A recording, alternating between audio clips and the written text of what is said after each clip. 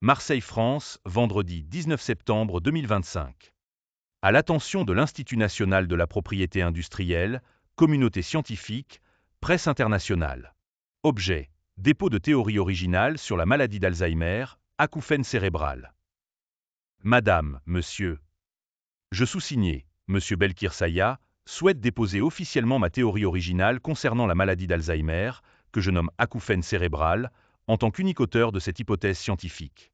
Cette théorie propose une approche nouvelle et inédite, reliant la mémoire à court terme, MCT, et l'exposition aux images rapides issues du cinéma et de la télévision à l'origine de cette pathologie neurodégénérative.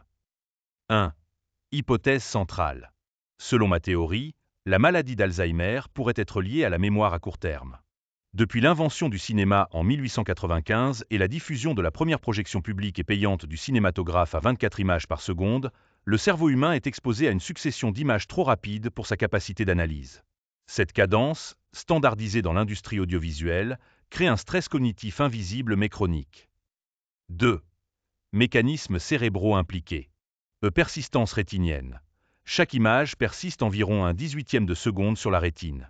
Le cerveau crée ainsi l'illusion du mouvement, effet phi. Et surcharge de la mémoire à court terme. La MCT a une capacité limitée, 5 à 9 éléments, et une durée restreinte, 30 secondes. La succession rapide des images déclenche, selon ma théorie, une répétition d'effacement biologique automatique des informations visuelles, même après la fin de l'exposition au film ou au programme. Acouphène cérébral. Ce processus d'effacement répétitif pourrait s'apparenter à un acouphène cérébral, analogue à un acouphène auditif mais d'origine neuronale.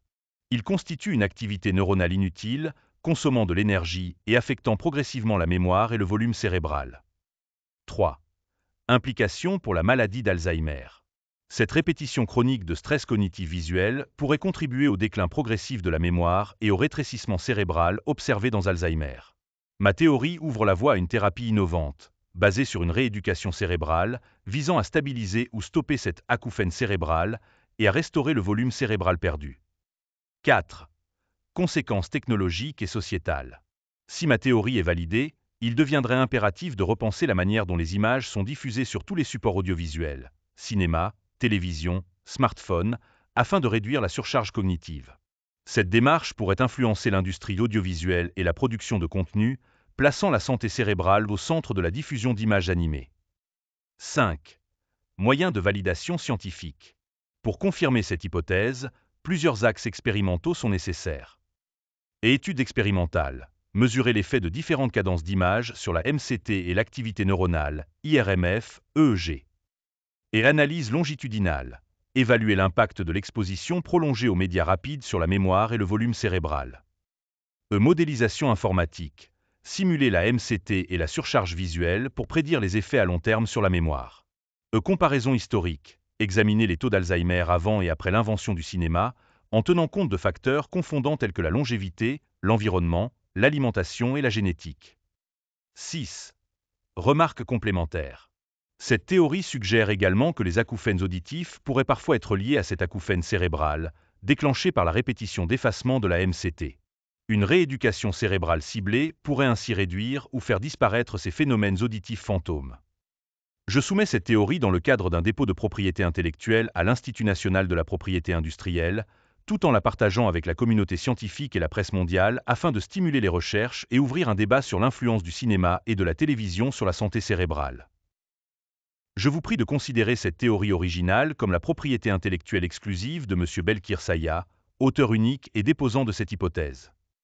Je reste à disposition pour tout complément d'information ou échange scientifique. Veuillez agréer, Madame, Monsieur, l'expression de mes salutations distinguées. Monsieur Belkir Saya. Marseille, France, vendredi 19 septembre 2025.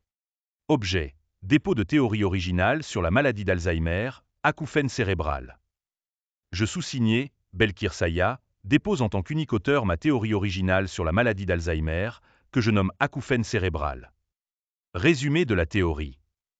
Depuis l'invention du cinéma en 1895 et la diffusion des images à 24 images par seconde, le cerveau humain est exposé à une succession d'images trop rapides pour sa mémoire à court terme, MCT. Cette surcharge entraîne une répétition d'effacement biologique automatique des informations visuelles, phénomène que j'appelle acouphène cérébral. Mécanisme clé. La MCT est limitée à 5, 9 éléments et 30 secondes. La persistance rétinienne et l'effet créent l'illusion du mouvement, mais génèrent un stress cognitif invisible et prolongé. Ce processus peut expliquer le déclin progressif de la mémoire et le rétrécissement cérébral observé dans Alzheimer. Les acouphènes auditifs pourraient parfois être une conséquence directe de cet acouphène cérébral. Implications.